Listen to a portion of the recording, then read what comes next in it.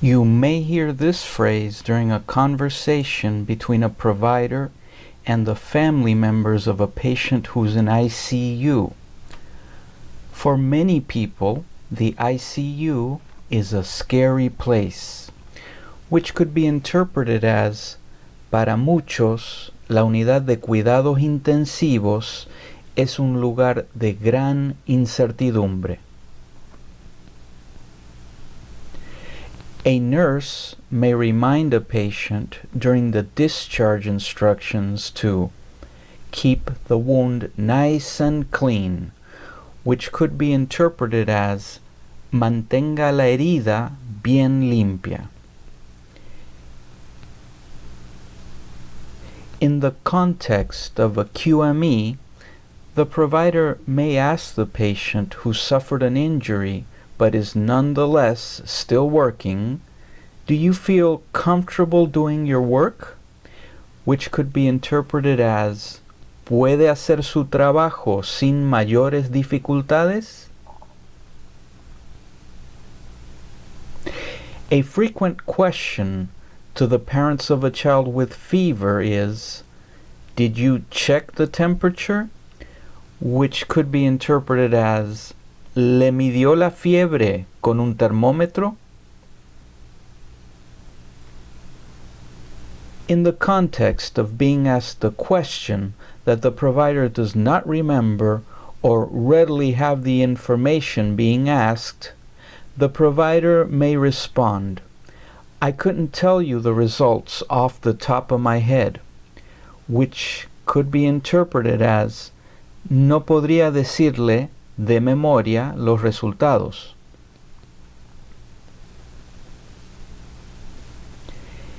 In the context of cheering a patient on during a session of occupational therapy, the therapist may tell the patient, "Good job," which could be interpreted as muy bien.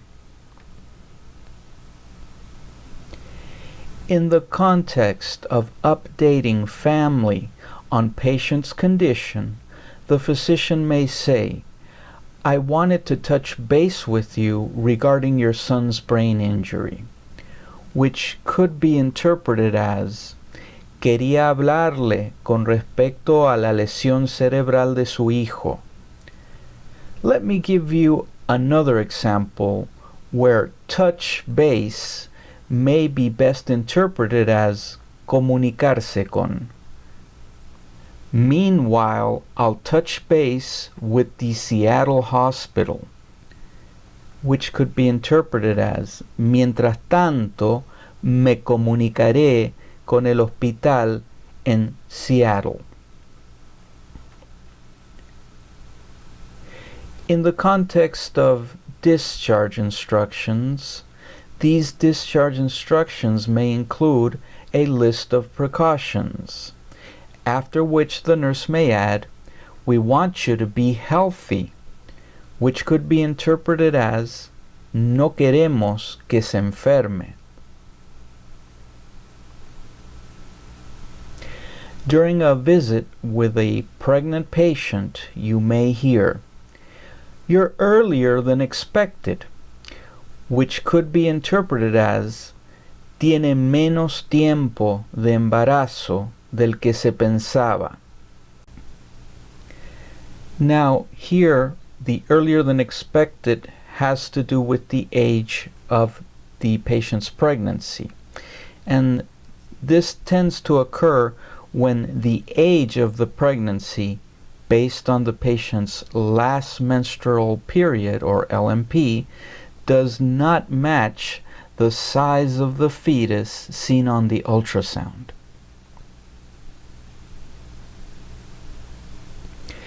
During the closing of a visit, it is very frequent to hear the provider ask the patient, "Do you have any more questions or concerns?"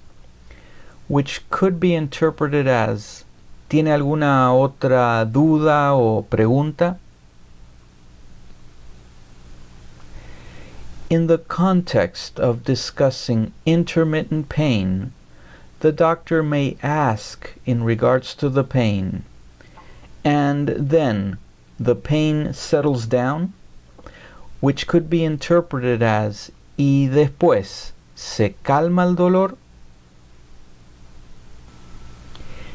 In the context of a nurse who's telling the patient that he or she will be escorted out of the hospital in a wheelchair, you may hear, "We'll wheel you out," which could be interpreted as será trasladado hasta la salida en silla de ruedas.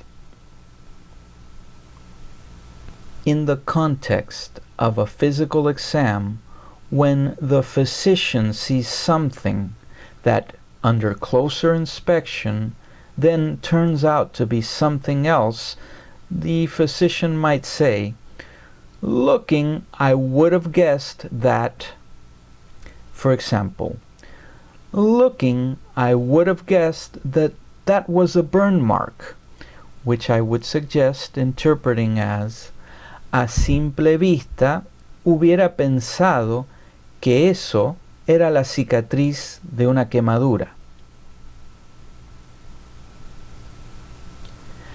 We'll figure it out.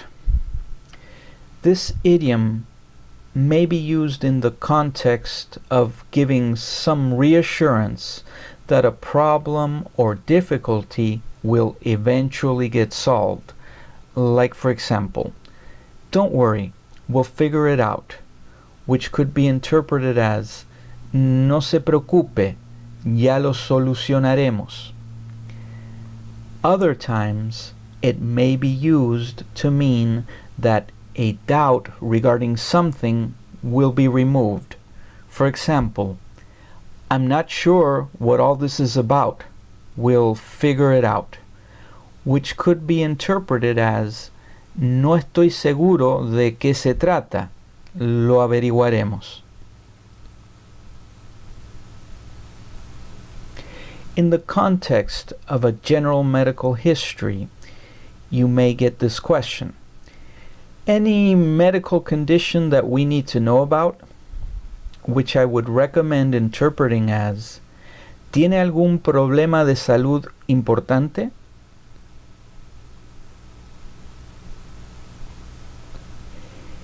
In the context of rephrasing a statement when someone feels that they are not making their point clear, they may say, "Let's put it this way. Without proper treatment, this condition will not improve," which I would suggest interpreting as, "Para que se entienda, sin el debido tratamiento, esta afección no mejorará."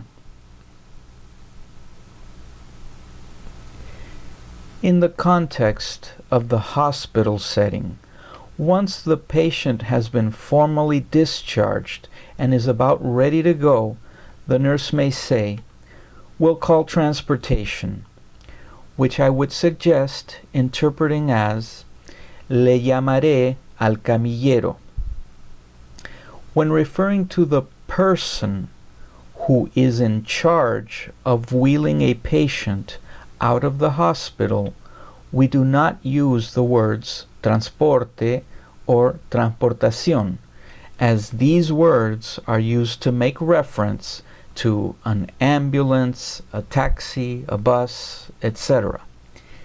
If in doubt, just ask the nurse if she is referring to the patient transporter or to the patient's ride home. This ends our recorded workshop. Once again, I'd like to remind everyone that the way we will interpret any of the phrases we covered in this workshop to Spanish will always depend on the context in which they're being used, and therefore their rendition to Spanish can vary. My ultimate goal for this workshop has been to try to stimulate you to think outside the box, to focus more on meaning than on words, and to suggest what are, in my opinion, more natural sounding renditions of many common yet tricky phrases and idioms that medical interpreters encounter on a day-to-day basis.